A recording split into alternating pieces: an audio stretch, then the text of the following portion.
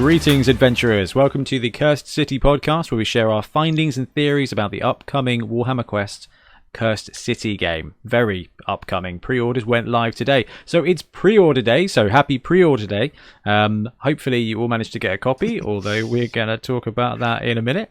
This game, set in the city of Ulfenkarn, we see a band of heroes rise to overthrow their undead tyrants. On today's adventure, we'll be looking at that, looking at the pre-order, looking at all the updates we've had over the last few weeks. And today's heroes are Craig, the Lord Moderator, who runs the, I think, still probably biggest Cursed City Facebook group out there, and has been a gamer since before he could walk, probably. Certainly talk. Yeah, should have gone with that. And of course, we've also got Ian Warhammer, who is crazily Warhammer community famous from being on the Twitch stream and having a superb AOS game, and from just being featured every other week based on his new army from whatever system they're pushing that month. And this month, I imagine it's going to be Cursed City. Ian, how are you today? Yeah, I'm good, thanks. Yeah, good. Yeah. Finish with the Ultramarines now. It's April, so. Oh, what's the April drive on the Warhammer community? Is it? Yeah, no, I think Cursed City's the one. Yeah. Fantastic. To be fair, I am looking forward to seeing how you paint your Cursed City stuff. Especially, I've been playing around with those. I was just saying to Craig, I think I've got like 3 guys. I've been practicing on the sepulchral stalkers from Underworld. Sepulchral guard? Stalkers are from Tomb Kings, weren't they? I know. So they're all skellies, aren't they? Tomb Kings confirmed. And I am Bonehead Ben, because I'm from Ben from the Bonehead podcast. And we are all going to be just chatting about Cursed City today. So, Ian, you're doing that fancy red thing with your painting, aren't you? With the weird zenith. Something completely different, really. Because kind of my main motivator with Cursed City is very much playing the game. And I know that, they're such incredible models. You could spend ages on them. And this time around, I don't actually want to do that. I kind of want to get just like a really effective looking set that's kind of quick and easy, but will still look pretty cool on the table. So yeah, I've just been playing around with sprays, or rattle cans, as I know they're often called. Colloquially known as rattle cans. Yeah. So it's my death rattle cans method. Oh. So yeah, I'm just basically trying sort of a black all over spray, then a sort of. How did you do it? Yeah, all the angles. Yeah, all around. Twist it, and then kind of a grey across the middle, and then a kind of a rusty red from the top, and then just doing a bit of dry brushing and washing, and kind of going with that, really. Interesting. But I'll get some pictures at some point, but happy so far. I think hopefully it will kind of be one of those that will have a bit of a multiplier effect. Like the more guys that are done that way, the cooler it will look, sort of thing. I do like the whole Sin City kind of angle with it, like that kind of effect. I mean, even in the background of the video, we've got a bit of the art, and it has got that black, white, red, cool vibe about it. And we've seen quite a lot of people on the Facebook group, Craig, do that kind of painting test, like literally from the first spoilers of the game. Oh yeah, the people are jumping on it and trying to recreate that reddish comic book style artwork. Yeah, really impressed with how much work people have been doing when the game isn't even out yet. That's the really crazy thing. So interesting. Before we go on to talk about actual stuff, Ian just said there, like, I am most jazzed up to just play the game. Craig, where do you sit on can't wait to play it or can't wait to paint it? I very much can't wait to play it. I'm pretty crap at painting, so. No, your painting is great. We're meant to jump in. Oh no, Craig. Your painting is great. Don't say that, man. You're too kind. You're basing. Looking forward to actually playing. I followed. Although I must say, I'm really impressed with the Warhammer TV painting videos, and I very much followed those for Blackstone Fortress. But I haven't finished painting Blackstone Fortress. I didn't realise you'd opened Blackstone Fortress. Not all the boxes. I haven't opened all of them. But I haven't finished painting Blackstone Fortress in part because of all the steps. So I'm very much looking for like a muted palette or a grey tone palette, just quick and easy, bit like my night one.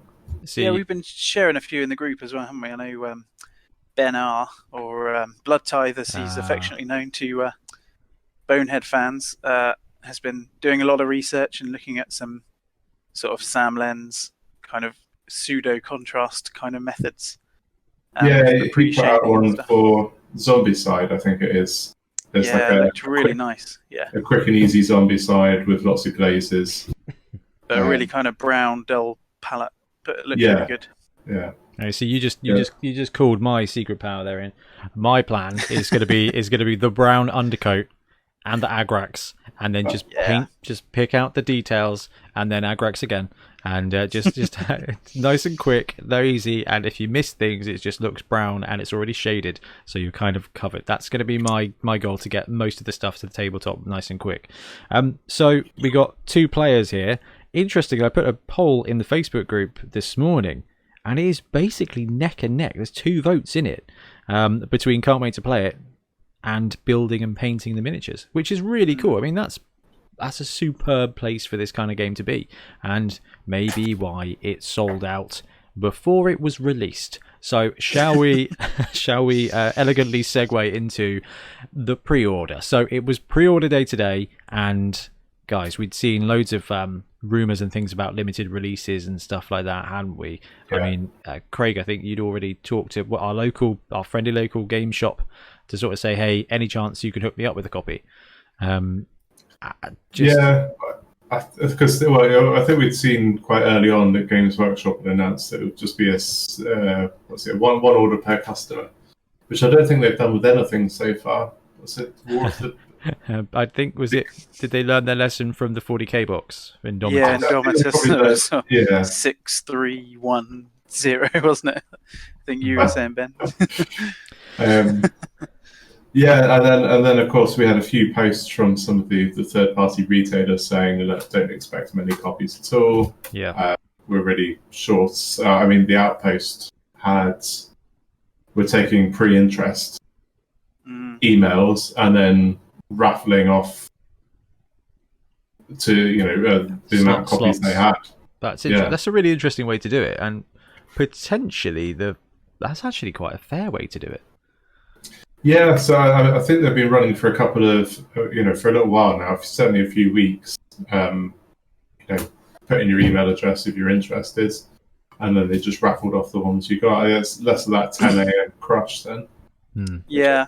I think as long as you know before the fact so that you can adjust your plans, then it's fine. Obviously, you don't want to find out at 10:30 that you didn't get it.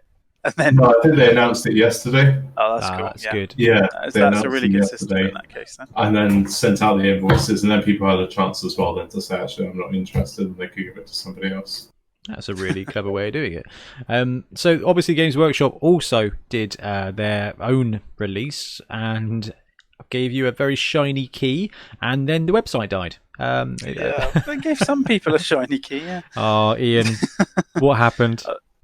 I was a bit gutted, to be honest. I was on before 10, and actually they had put it on a few minutes before.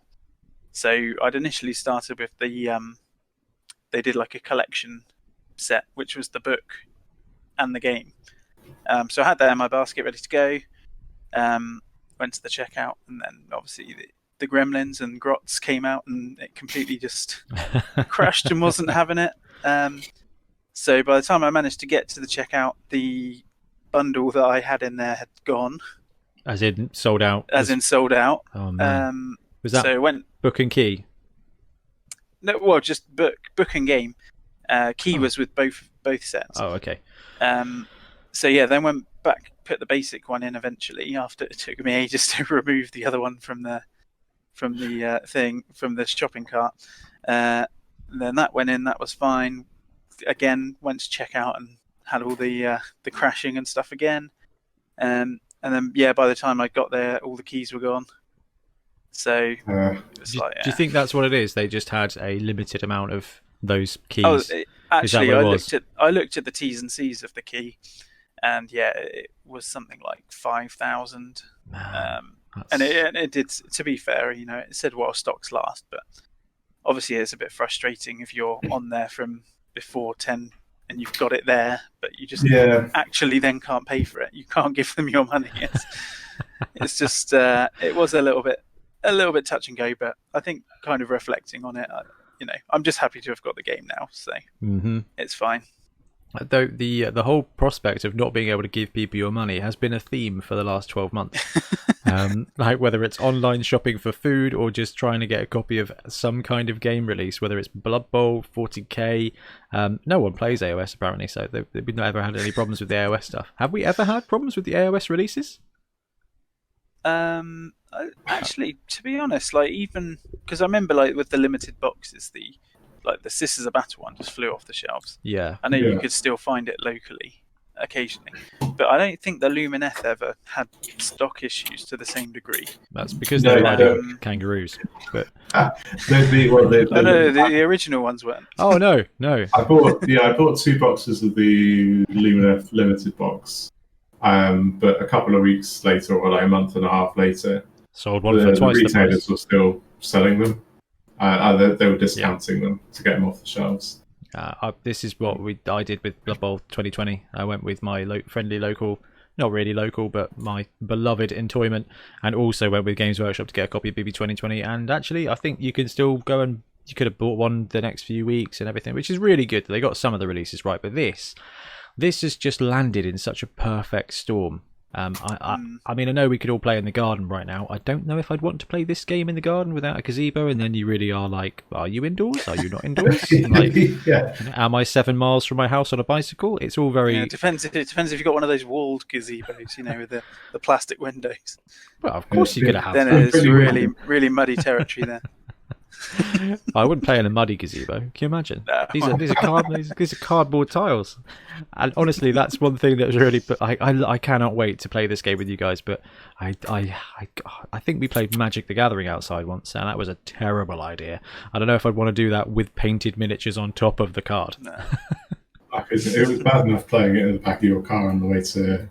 That was wicked. That was wicked. I love that the McGann had that little fold down table for you guys to play card games on. An absolute pimping wagon. That was fantastic. Times. Yeah, it was a good time. Okay, so the pre-order has gone live. Some people got copies, some people didn't get copies. A lot of the third-party stores have said, look guys, do not panic. Please do not buy from scalpers like Craig. Don't do it. However, if you key up on eBay right now, just put it out there. Craig has a second Lumineth box that he is selling. But no, and that's really good that actually a whole bunch of shops have said that we're going to get more in a few weeks. Just relax. However, the FOMO is real this year, and just on eBay now, brand new and sealed box. 7 bids, £139. Oh, that's not too bad. I mean, that's only £10 above RRP, isn't it? Well, it's still got 6.5 days left. Yeah, that's still someone who presumably doesn't even have the box. Sold listings. And they had the Jelson on. Is it Gelson? Gelson? Derek for Derek.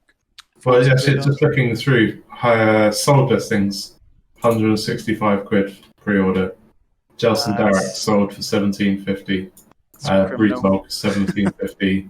Box Games sold for £148. £17.50. £17.50 for both Jelson and Brewdog. To be fair, that's Games Workshop prices, like for a single hero. Yeah, that's cheaper than Forge World. That's not awful, to be honest. But the fact that it's all up there now is a bit galling. It is crazy. And I think did someone not share it in the Facebook community that there was a Jelson for £50? Yeah. Yeah. Oh. Somebody's bought the key for £55. I don't know. Like, it depends. We all love a bit of bling.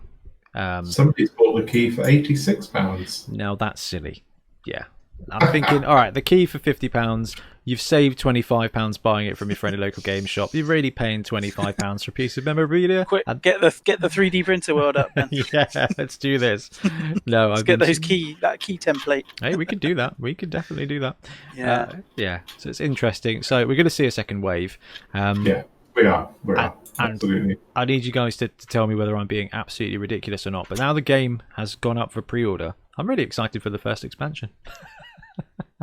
I must say I'm really interested to see what these expansions will be like.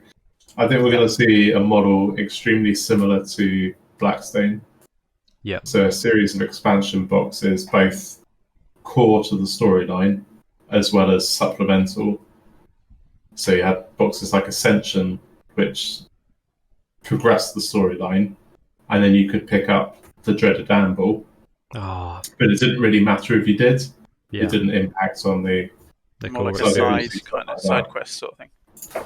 I mean, pretty much, yeah. It's pretty safe to assume we're going to have heroes, but I think I saw a couple of threads on the Facebook group about this, like what we're going to see, how we're going to see it, and they're like, what different areas of the city, remember Warhammer Quest, Craig, the first time around where they had the Leech expansion with a couple of different tiles and some specific miniatures, and that is just so exciting.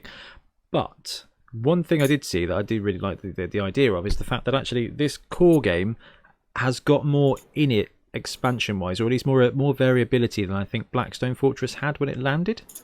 There was a big thread about actually it's got some of the expanded stuff that they introduced to BSF later, but already kind of in the game with like the variable missions and things like that. So we may have enough to keep ourselves entertained for a little while. I don't, from the sounds of it, it's going to take a little longer to grind through it. It sounds like it's going to be more difficult than Blackstone, which was a complaint about Blackstone.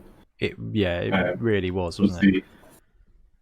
I think the one I'm looking out for, I think, is Geistgale in the Cursed City.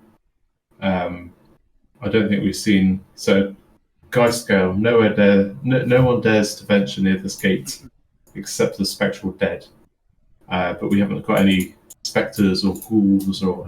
So Craig's waiting for the Nighthaunt expansion for Cursed City. I mean, yes. One potentially suitable model would be the one that they revealed fairly recently. What was he called? The Crucifix. Yes, the guy with the chains. Yeah, with the big kind of. Slightly cynically, I think you'll see the sprue from the Soul Wars box, which has got the Executioner on it, and then it's got two other units in it as well, two sort of core units. The chain rasps and the horse stabbing people. Not chain rasps. It's the the stabby guys with the sort of horse heads. Stalkers. Glaive Stalkers and the guys with the scythes. Come on, you play Nighthaunt. You should. I do, and I cannot remember the names. Harridans are the riders. Are they? Yeah. Dread Scythe Harridans are the ladies with the like. Oh, they are. There's so much, isn't there? Yeah. I do love the AOS names. Yeah. Anyway, I think you like. Did I say that? Grimgast, quite well. I've got so many of the damn things out there. Spin the wheel. Come on. But I think it's all on one sprue. You've got the big bads. You've got a couple of units that you have to chew through. Very similar to the Traitor Command. Sorry, not Traitor Commands. But the Nurgle Death Guard box expansion that came out for Blackstone Fortress. Oh, was that? Which was basically the easy to build. It was Conquest Poxwalkers and pretty much like the Conquest. From Indomitus. Not Indomitus, Dark Imperium.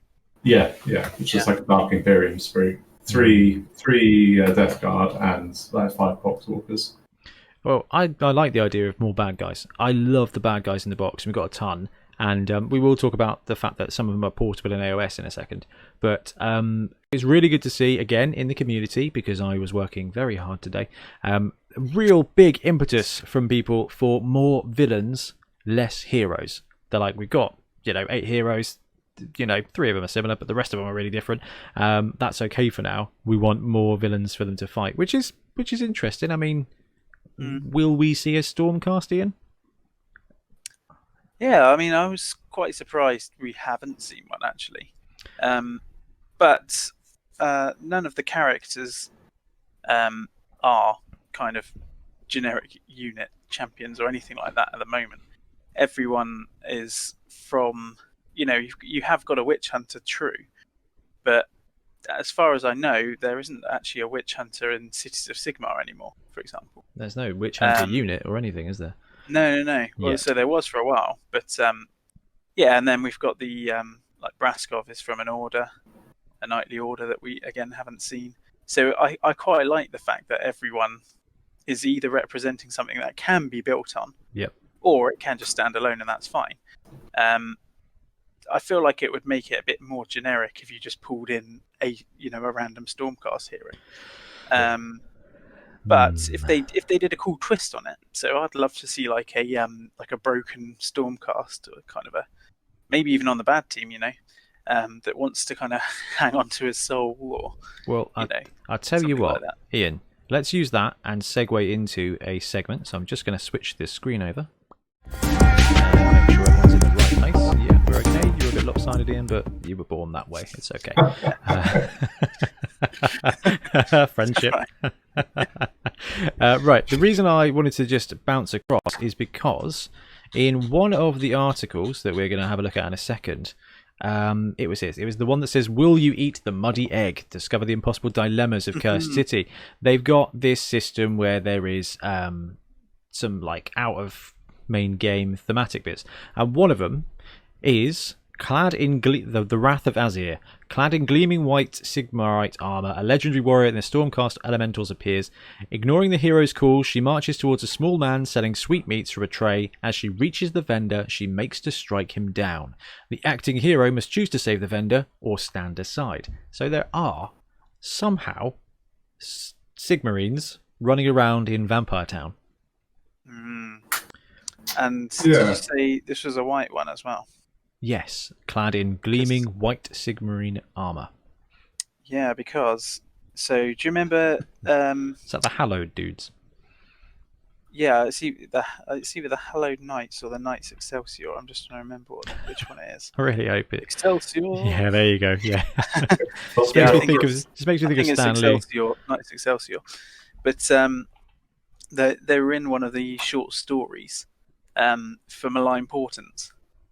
And they basically came down to this village that was kind of under the corruption and slaughtered everyone. Is that the Nurgle crew? Yeah. Oh, yeah, I've read about them. They're like... Yeah. Exterminatus Marines. They just, get rid of all the taint and stuff. So... just rocks up. So that's quite cool. Rocks just up and and be like, nope. No, it's cool to see that kind of stuff.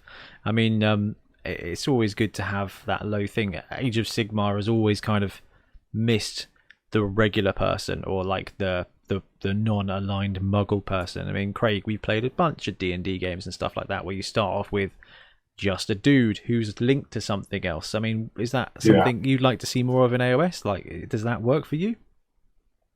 Yeah, I think it does. Just sort of draws you in a bit more. Like Ian was saying with the characters we've got at the minute, they're a bit more personable than.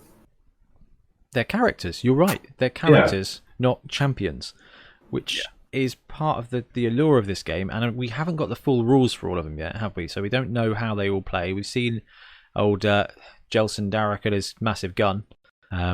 Big ammunition there, guys. He's packing. So yeah, we've seen his rules, but we haven't seen the full cards or anything for everybody else's yet. I think, unless I've missed that. I did put stuff there. No, I think we've seen a couple of bits and pieces, but no, we haven't seen the full booklet. Videos, wasn't there? But so videos wise, we've got a couple of Warhammer community articles to kind of briefly chat through. The first one and the biggest one is outrun a horrifying tide of pure death magic in Cursed City's journeys. But in that is the learn to play video. Now, I watched that as soon as it came out because I was doing nothing. I think Tiff was Animal Crossing-ing again. So I busted out and watched it. And, I mean, bless him. What's the guy's name who's done it? Is it Nick? Yeah, Nick Bateson. Yeah. He's no... he's no what's the name? Becca. No Becca, Scott. Becca, that's it. Oh, I love Nick. He's great. He did really well. I think it was cool. But the mechanics seem really simple.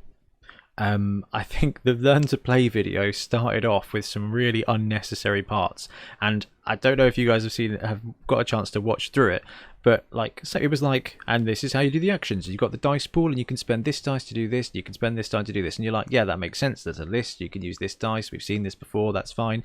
And then they got to what has to be my favourite bit, which was the night and day thing. It was just my absolute favourite thing. It was and then you've got the Crotchagar, and the Crotchagar is this at night, and it swings the wiggly wheel, and it just sounded like the episode of Friends where they play Bamboozled. And I was sitting there watching this with Tiff, and I was like, "You've been bamboozled," and then went straight back into the core game mechanics. And the core game mechanics seem so straightforward and simple. Yeah, I am sold. I think that it's going to. I agree. I don't think it's going to take long to learn how to play them. I think it's things like this day-night clock that is going to add the extra level to the game. So, certainly like Blackstone, you've got new enemies appearing and stuff, and it's like, well, when do I leave? Have I taken enough wounds to really force my hand? But you've still got that same motivator of how much damage have I taken? Do I need to try and scarper quick? But also this ticking tock of it's getting closer to night, and I might be all right now, but suddenly everybody's going to flip, and even the bats are going to get pretty leery. You get the bat swarms, and then you can see that the behaviour table changes. So there's no more sort of what's the first one? Advancing. It's just pure charge and attack. Yeah. When night comes. I love that's this. another thing though. Those behaviour tables are really, really cool actually. And this is so modular. Yeah, I've seen a few comments as well about them feeling a little bit more aggressive than some of the Blackstone ones. Yeah, there was some weird behaviours on Blackstone that just didn't seem to suit. You'd have, say, your Urgals around the corner, so nobody could see them, and then they would roll a thing to go and run and hide. But they're already hidden. You could see why it would be useful to maybe run some of the baddies using a third party. And I think they came out of rules to have a DM run them. But these seem much more focused, much more aggressive. And it's not D20 anymore, it's D12. It's shortened that window. Which I don't think makes a massive amount of difference. It just kind of feels more sensible. I don't know, like the D20 feels tighter. It does feel a bit tighter. Less stretch. And there's only 4 options, and they all make sense. So like Craig said, the bat swarm is 1 to 3 advance, 4 to 6 charge, 7 to 10 blinding attack, and then 11 to 12 blood sucking bite. When they are empowered, which means it's night time, 1 to 4 charge, 5 to 8 blood sucking bite, and 9 to 12 frenzied assault. And they go up to 2d6 attack dice instead of 1 d6 attack dice. So it's all just really Larry. simple. Yeah, that is it. That is keyword Larry. Larry. Yeah, double your dice when attacking. The actual combat system is really straightforward, and I really like it. You roll the dice, your amounts of successes, and then the opponent sometimes gets to roll defense. If you're a hero, you get to roll defensive dice. If you are not a hero, you don't. And based on whether it's a critical or a standard hit, it does whatever damage. So with the bat swarms, it's 1 on a regular and 2 on a critical hit. And it just, I don't know, it just seems really elegant, really simple, and massively flexible. So if you guys have got the link, we'll have a look at Jelson now, if that's okay, which I think was the 4th link in the show notes, because we can see, and we can have a cheeky little look at his action card, or his, I don't know, what's it even called? His hero card? Hero card, yeah. Yeah. So, some stuff we confirmed since we last did the episode, which I know that you guys out there listening already know. They've got 4 slots for the 4 action dice. At the beginning of the round, you roll your 4 action dice for your hero, put them in the squares. You've got a pool of 5 fate dice that you roll as a team and keep them in the middle, and you can use them. If you take a wound, it takes up one of the slots in the action dice pool. So the more wounded you are, the less action dice you've got, which makes a lot of sense. You can take grievous wounds that basically take longer to heal, to remove. You can still heal them, which is really good with various powers and rest actions and stuff. But it just takes up those action spaces for longer. And as you take wounds, it's gonna slow your guys down, and that's gonna really feel like it as well. You're gonna be more relying on the NOS power of the fate dice. And it reminds me of that superhero game we were designing years and years and years ago, guys. Yeah. Which was a very similar thing, which is the more wounds you got, the less action dice you got. And you know what? It was thematic then, and it's very thematic now. So Jelson, Darek, Executioner, Human, Order, and Azir. We've now seen that those affect the kind of upgrades you can get from the player. Yes, yeah. That first term, the Executioner, for example. Yeah. They've got weird names. They don't line up like quite how I would expect, but it works well. And you get upgrade cards that tag in there, and as you develop in level, it's all written on the one card. So if you're a level 3, that's your ability. But what I really like with that is, I think probably a theme going forward, is they've really set themselves up for expansions really nicely. Yeah, yeah. They can just introduce a new hero that's an executioner, and then they've already got the kind of skill up table ready. Yeah. Yeah. Well, and then they've already got the mechanics then to introduce a new trait or skill set. Yeah, exactly. Yeah. I do wonder if they, because Blackstone Fortress was really, really, really siloed away, wasn't it? In the 40k world, you know, where it was, what was happening, who was doing stuff. It was super, super, super siloed. When they did Underworlds, it was Shadespire, and then all of a sudden it's just not Shadespire, but the same rules and everything works. These mechanics, this system, I do not think anyone would bat an eyelid if they went from Cursed City and then did an expansion that was just not in the Cursed City, but just had the same rules and the same effects and the same hero traits. And lots of the same architecture and floor types. Yeah, well, yeah, exactly. But just, it doesn't matter if this takes place outside of the Cursed City, because the rule set is so solid. But back on the thing. So Jelson Derek is move 3-4. 3 is standard move, and 4 is run, and you have to spend a dice that is a 3 or more to run. So if you do that, you get to move faster. They've got agility, defense dice, and they've got agility dice, defense dice, and vitality dice, which I'm assuming agility and vitality is going to be in response to special powers and narrative effects. Yeah, I wonder if you get things like traps and things. I wonder if agility would affect that, and maybe vitality is going to be against sort of leech lifing spells and such. I think you're right, Craig, but does it not make you a little bit sad that there's no DM and you won't be using the words "take a vitality test"? I'm almost certain, I can't recall.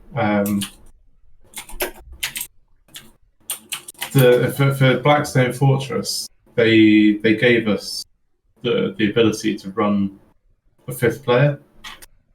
They did. Ran as the dungeon master. Yeah, I think you could do that. I mean, I think because at the moment it's 1 to 4, with one of you being the leader, who basically does all the rolls for the kind of encounters and the monsters and stuff. So I think if there's 5 of you there, I would definitely have someone being that role. And I think that's going to fall to a more experienced player. I would merrily, run the bad guys in a game of BSF if it meant we can get Oh, five guys together instead of 4. It would just be really good fun. It depends on how tight and competitive the game feels when you're playing it, and this is something that we don't know yet, and we won't know until we actually get it on the tabletop. Is what kind of co-op solo is this? Is this the first mission of Pandemic Legacy, or is it the last? What level is this? Is this, oh my goodness, we are in trouble all of the time because of the way the mechanics roll, or is it a bit of a warm-up? It looks a bit harder than BSF, but we won't know until we start farming through it. Yeah, I think for your harder parties, there's definitely things that you could have as a DM. So you could have like your own fate dice pool, which you can pull out for setting behaviors and things like that when you roll on the chart. I like that. I do. I want to use my 6 for my bats getting Larry attack. So Jelson, true heroes. Yeah. With Jelson Derrick, because we've got him as an example of the hero card here. He's got the Ardent Blade attack, which is a 1+, which gives him a. I'm assuming the red dice is a D12. Yes. Looks like a D12. I don't know. Maybe D12, which is a 2/3 attack. Judgment, which is 5+, which is a 2D8 or D4, D8. Ranged attack, and it really is really simple. Like, if you've got that pool of dice, what can I spend this dice on? What do I need to use to do this? What have I got on my little activation pool? I've got a 5. Sweet. What can I do with this? Oh, at Dead of Winter. This is where this is from. Dead of Winter. They've got this is literally Dead of Winter in Warhammer.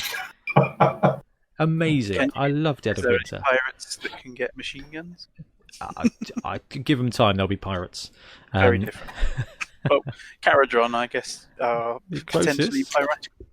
Yeah, it was Lewis who went on a rampage with guns and got himself murdered, and yeah, that was great. Absolutely brilliant. I can see him doing this in this game as well. And I don't know, it's all there on the card. If you are a new player, the activations are a really simple menu, and your special stuff is on this one card, and you start it off, and then you get the other cards to attach it, which is your traits. So like Craig said with Executioner, and depending on your level, you move the card up and you've got more access to it. You've got armors and weapons, and that's the stuff that you gain through missions. Now, I've seen the mechanics video. I've got a pretty good grasp on how the game actually runs on the tabletop. Have we seen much information about how a game session runs with this? I don't think we have. No. I've seen that today we've got Ash Guerrilla Miniature Games doing a how-to vids, and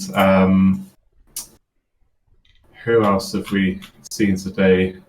Tabletop Minions first impressions video. So I think we'll see some bits and pieces maybe coming from them, a bit more information from them. But no, I don't think we have. Yeah, because there's a few of the kind of campaigny bits we haven't seen yet. Because there was the secret envelope and stuff like that, wasn't there? Yeah. But even I don't the muddy want to see exit. any of that yet, to be fair. No, and this is it. It feels really sandboxy. From watching the video and from seeing the stuff, it feels like you're kind of exploring and making your own choices about, well, I'm going to go and fight this guy. I'm going to go look at this. I'm going to go, grind and get some weapons. With the different mission types. Yeah. We don't know if it's going to direct you to do this type of mission next, or whether you've got that choice, do you? Yeah. Yeah, and then in the middle of a mission, you hear somebody screaming down a back alley, and do you send somebody Someone to go eat the dirty egg? The muddy egg.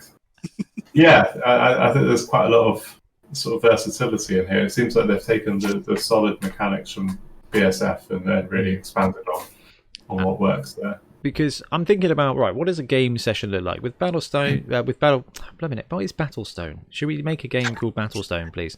It's just AOS version of Hearthstone. There you go. You're welcome, Games Workshop. That would work really well. Anyway, you've got And these. then there's obviously Battlestone Galactica if you want the 40k version. Yeah, I've got some orc ships right here, hot off the printer. I've got one more print for your fleet, Greg, and then you're good to go as well. Yes. Apparently, Battlestone is a really cheesy-looking comic book character. Oh, okay. DC or Marvel? Neither. Ooh. So you're really getting top drawer stuff there. Image. But we don't know this bit here. So we've got the very, very, very cool narrative spoilers, the crisis cards. I don't even know if they are cards or whether because they're numbered. I feel like they are going to be a D66 or something. Like a table, yeah. Yeah, a D66 with the different slots in that give you choices, which would make sense, and that kind of takes from what's the game where you're in a house and it's bad and there's devil stuff and you're wandering around getting guns and then all of a sudden one of you turns out to be the villain. The one that Blood Tide plays. The Cthulhu one. Yeah, the Cthulhu House at Betrayal on House at the Betrayal Hill or something. Can't remember what it's called. Battlestone. Yeah, Battlestone. And they've got that booklet where there are all these little things. Any expansion, they release some extra tiles that go into the catacombs, that go into, I can't remember what it's called, but Craig's Ghost Street. You know, they've got a couple of ghostly hall tiles or something, and you're going for a mini adventure over there. They've got an expansion, and in that expansion they've got a new crises table. That would work great. It's just I don't know when you roll for it, and this is why I'm absolutely gagging to get the rulebook, is because I really am dying to know how a game session goes together. Because with I'm just going to call it Battlestone now. With Battlestone, you know, you went up and down, you did an elevator, you all got in, pressed some numbers, stood outside of it, looked left, looked right, got back in, turned up in a water tank, and you'd come out at a random level and you'd draw some cards and it would say, this is where you are, this is what you're doing this time round, kind of. Yeah. But I don't think they had crises. I think crises was part of that deck, wasn't it? It's like, new floor, what's the card? Here's a crisis, make a choice. New floor, here's the card, have a battle. Yeah. And it feels like this is a bit more weirdly Sandbox but narrative at the same time. So I mean, Ian, were you worried about spoilers for the game? I don't know really. I think, to be honest, we know that by the end of it all the heroes would have killed everyone, presumably. So I don't think there's going to be too many spoilers in those regards. But depends. Is it written by M. Night Shyamalan? You were the bad guy. Yeah. Oh, Dan Abnetting it. Nice. I don't want to see any any twists and stuff spoiled.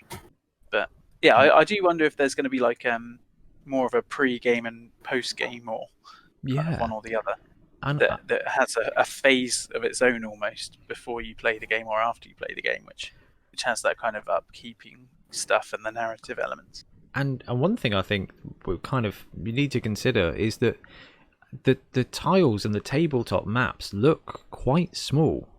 Like, I don't know how long these dungeons are going to take to clear. So when I say, like, what does a game session look like? Actually, you know, we have a club's about 2.5-3 hours. Are you going to be able to do a few just adventure for 2 hours and see what happens? Like, we ended up I think so. I'd be surprised if it went over the sort of 2 hour mark. So yeah, I think are you basically saying we'll turn up to the night, do one mission and everything around that mission? Kind of, and yeah. That should be it, kind of. But do we even know if there is a narrative mission tree? Or if it is just go on a hunting mission, go on a murder everyone mission, and then eventually spend mission points to fight a bad guy? Can you do the bosses in any order, kind of thing? Yeah. Or is there a progression? I reckon there's a progression. Do you need bombs to get to the bosses? I seem to remember them saying about one of the enemies being the first one you come across. Maybe even Torgilius.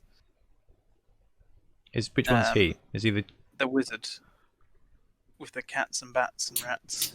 Ah, the Exchequer guy. Yeah. Yeah, I feel like I read somewhere that he might be an early one or the first one. So I think you'll hit progression. Yeah, I think I seem to recall reading this a similar, or it must be the same article. It would be hilarious if you could just go straight for the big guy who may or may not be an ogre, and Breath just of the Wild board yeah, game. yeah. Yeah. Have you played Cursed Oh, no. City? Completed it, Not an mate. ogre now. Definitely not. He's definitely not an ogre. It's not on his war scroll. It's not on his card. All right. So we've gambled about Ogre the game. deconfirmed. We don't have all the details. This time next week, we potentially will, which is pretty cool. And that for me is that for me, how does a session run is the biggest thing I want to know. I mean, Ian, what is the biggest question you've got that we will be able to answer in a week's time about this game? I think for me, it's kind of, what do I need to get ready first? What do I need to paint first? What do I need to have ready to play my first game? Yeah. I think that's the big one for me, and I think the one that most people are going to want to know, so they can, because I think it's fair to say most people would prefer to play with a painted set. Well, it depends how many miniatures you need. If everything is live, hopefully it's something that you can paint some, do a mission. But man, if I can paint 15 guys and then play a complete mission or a couple of missions, I'd be absolutely chuffed. That would be perfect, and then you can kind of build it up. I don't know if it's going to be like that. What do you reckon, Greg? Did you say you watched the Guerrilla Miniatures video today? No. But you haven't watched that, because on the very first Blackstone Fortress video, he makes a point. If I seem to recall him saying, like, pick the 4 characters that you want to use, and then you only really need to paint these enemy models first. For example, you didn't need to hit Malleus or whatever his name is, the Chaos Space Marine and stuff. You didn't need to touch them first, so you could paint them at a later date. I seem to recall him saying, like, paint 4 heroes, and then these are the models you need to paint first of all, because these are the ones you're going to hit first.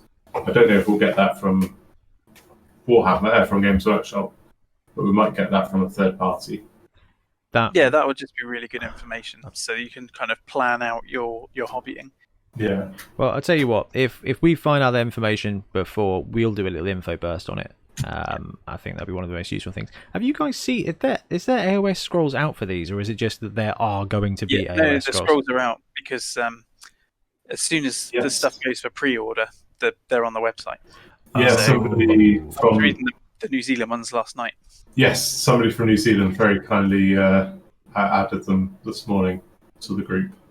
But if you're not sure in the future, you can just change your nation settings on the Games Workshop website. Amusingly, I am also on New Zealand right now. I think it just defaulted, or maybe the PC was listening, which I'm actually okay with. I know everyone's very scared of technology, but it's great. All right, so there's all the different Warscrolls here. So what's the I guess Jelson. What does Jelson do? He was doing a while ago actually on the community site. Oh, was he? Oh, no. Yeah. Jelson Darroch. Oh, no, he was, yeah. Mortal wounds and things like that. Oh, yeah, Judgment. I think the kind of overall picture is none of them are particularly good. as ever. Which is, fair enough, because you don't want what is essentially kind of limited models.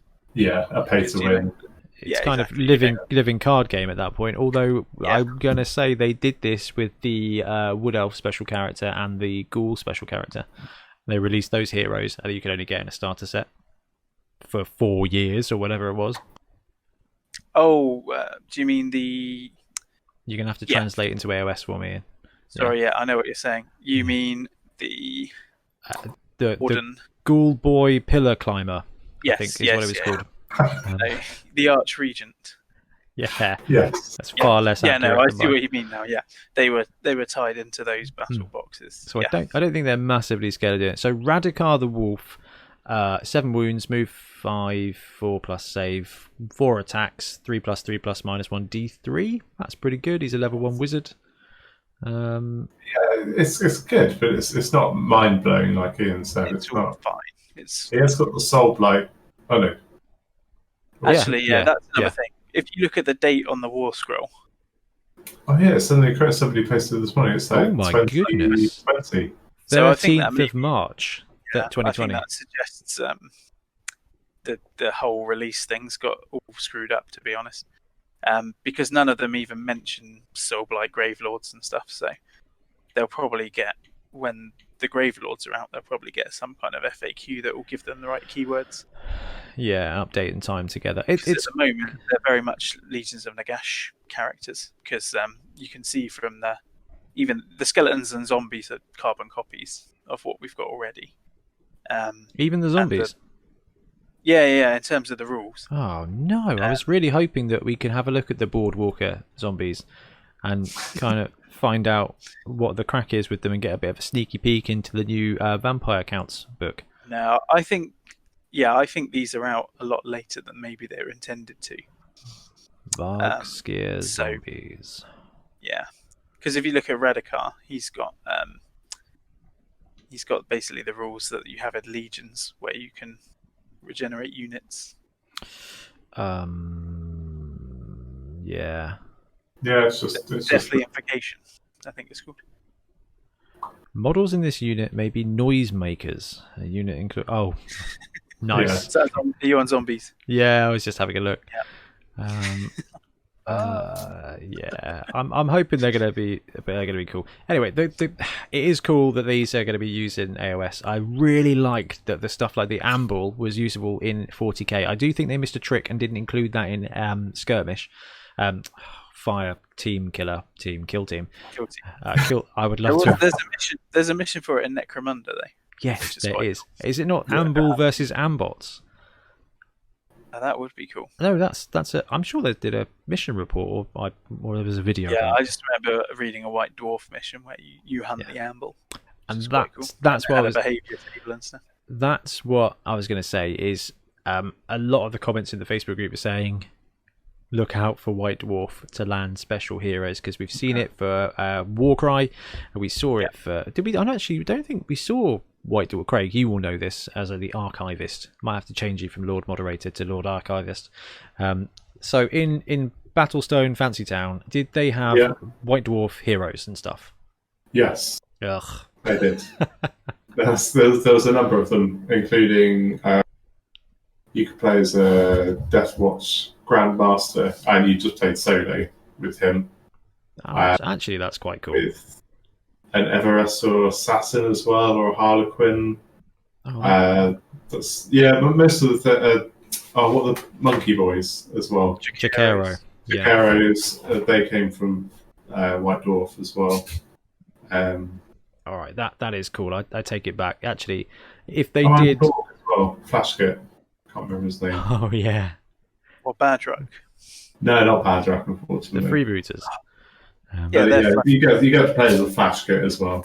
Oh, that's cool. That is really cool. But okay, so then Ian, taking the world of AOS, what would you love to see as a little mini expansion in White Dwarf for this game? Good question. Obviously, I'd love to see some squigs bouncing around the Cursed City. I knew you were going to say that. That's why I threw the question straight to you. But no, I reckon it could be quite cool to have like a band of ogres or something. Like Brutog's boys. Yes, yeah, that was the others. Yeah. What about you, Greg? Does it have to be from? See, personally, I'd like them to do what they did for Blackstone and reach back and find something that isn't in AOS currently. Well, I'm 100 with official expansions. I cannot wait for them to carry on exploring the Mortal Realms, and I think they've done an incredible job taking and creating a bunch of new player characters from the walks of life that are yet to be explored, from essentially factions that aren't yet explored. And they did that a bit with BSF. We even saw the Beastman return. The Amble, the Zote, just so much cool stuff. Yeah. With this, there's a ton of old world, the world that was gear that they could bring in or just hint at. And there's so much new design space. I mean, there's a bunch. Everything in this thing is new. Yeah, I mean, what do we see in the Silver Terran stuff? We saw the Dark Oath Chieftain. Is the Dark Oath army out yet? They're still like slaves to darkness, basically. Yeah. But we've got there is a Dark Oath warband in Underworlds. But they're essentially just like new Marauders now, I guess. Yeah, I think Warcry probably just joined in with that.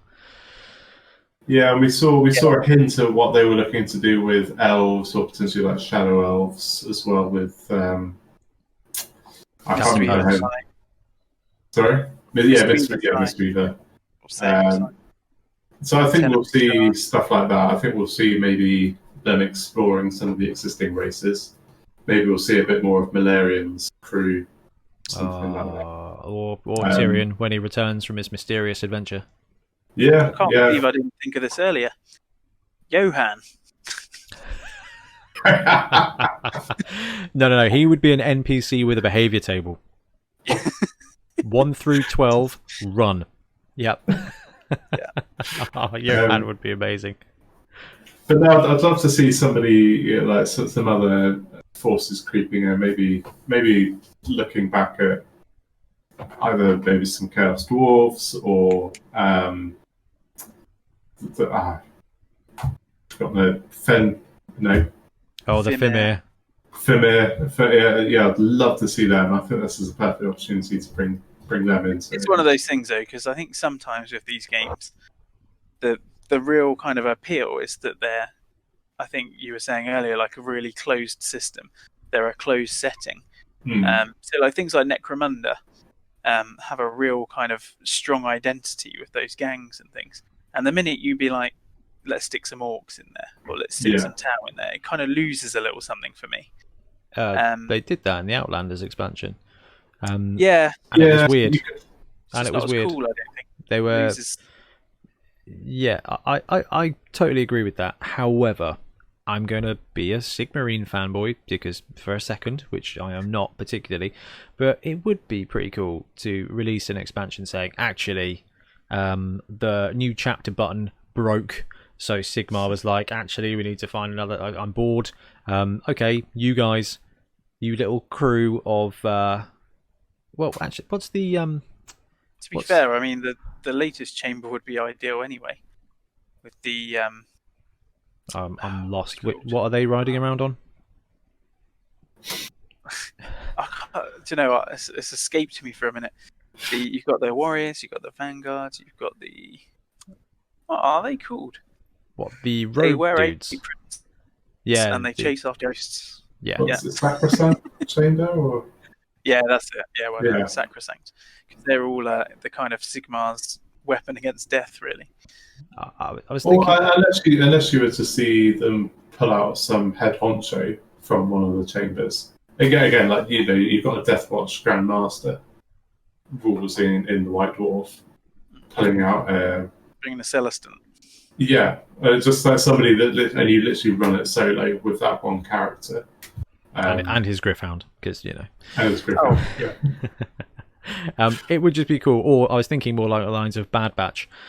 They just took a bunch of liberators that had created their own identity and just been used up, and like send them off on a suicide mission to this town to take out a vampire. It would be pretty cool. Now, I have one last question. This is very much a kind of roundup pre-order excitement episode where we're not really giving a lot of information. We're really just chatting about being excited about the game. So, what about? And do you guys think we'll see some kind of leveling system for the game? So maybe a points buy system with your characters, where they can adjust it in the future, or you can start at a higher level. I don't know if that's going to be in the game or not. I think the villains I feel like get we're tougher. more likely to see a community effort for that one. Yeah, that might be the sort of thing. A community hard mode or something. Yeah, which should be really cool. Yeah, very much saw that with Blackstone, and then there was a fellow who set up a group called Beyond Precipice, and came up with all sorts of awesome third-party stuff. And he's taken, I think I mentioned this on the last podcast, but he's taken that private now. But yeah, there's so much community stuff. I think if G-Dub doesn't do it, somebody else will. On the back of that, do you think the fact, this is ridiculous, but do you think the fact that the tiles and stuff here are generic square base fantasy stuff, do you not feel like that makes this third-party expandable to a level that just absolutely destroys Blackstone? Because that was hex based with weird designs and triangles. More friendly than hex. Yeah. And this is like any Muggle can take a bit of paper and some squares and just create tiles. And well, I mean, there's so much D&D stuff out there, for example. So much. Dungeon crawl. Yeah, I think you could really easily repurpose what comes in this box for other games. But also, flip that around as well, Craig. There are a ton of like battle-ready maps for D&D, and all the mechanics in this will work for that. So when we talk about the community expanding it, actually, all you need is the map or the tiles and the missions, and I think we are going to see some awesome community stuff because AOS is so explorable. And yes, it's a town of an undead land, but the town in the undead land has an outskirts and probably other settlements, and at some point there's going to be a mountain or a forest where there are goblins living. There's just there always is, and there's going to be a floating island somewhere where there are a bunch of tiny metal dwarves. There's going to be stuff. There's going to be stuff, and I think we're going to see a ton of creative expansions. But I just cannot wait to start playing this game. And I know it's a week, and the fact we've got. Maybe I need to make a page for everyone to store their community stuff. That is a great idea. You want to expand your empire a bit? What's it called? Maybe I'll call it the Van Elton Skybox. Cursed City outskirts. Don't know. There's just a ton of creative stuff that we can see this, but at the moment we don't even know if there's one story mode, whether it is just infinite, and I cannot wait to find out more. But I think I've covered all of the nonsense that we were due to talk about, guys. Is there anything else you think we should mention today before we go and rock backwards and forwards, waiting for the postal delivery next week? No, just waiting for the postman to come knocking. Ah, fantastic. Now, Craig, you did call it out, actually. Guerrilla Miniature Games is, in my opinion, the best hobby channel out there. Everything Ash does is pretty awesome. So I watched so much Blackstone Fortress coverage. Not even coverage, but kind of coverage, and Yeah. thought it was great. And I really cannot wait to start seeing how he's doing this. And myself on the Bonehead channel, I'll be doing a very similar thing, because actually it's a solo game, although I will be playing with my assortment of coverage cameras and stuff to see if I can't set up a table here, have a camera that points, and see if actually we can't some night, if you guys are willing to try it out, webcast a game remotely. Yep. Yeah, Right. I'll go for that. Let's do it. I think we could do that quite easily with the tech we've got. Have a couple of shots of the pitch. Bloodball roots coming through. A couple of shots of the board. And you guys can just sort of talk us through it, and we'll do some stuff. I think it'd be pretty good fun to play through the game that way, as well as doing our own missions. Until we can get into Lectures EP. Yeah. 100%. Fantastic. Right then, guys, I think we'll wrap up for tonight, if that's all right with you. Absolutely. Fantastic. Hey, everybody, thank you very much for joining us. Hopefully you're as excited about Cursed City as we are. I imagine that there was a bunch of times through this episode where you're sitting there going, I know the answer to this, I know the answer to this. But hey, we're excited about it. We will have the answers next week. And we're more like the keen amateurs rather than the constant knowledge, I'm afraid. Throughout our lives, us as a trio have brought excitement, energy, and passion, which massively, massively replaced any element of skill, I think. Classic tries really hard. And you know what? It works. And when it comes to this, we will try really hard. Okie dokie. Right, Lord Moderator Craig, Warhammer Hannum, or whatever they call you on the Twitch channel now. What did they call you this week? Because you were on it this week with your Smurfs. Yeah, I think they've got it. I think they've learnt it now.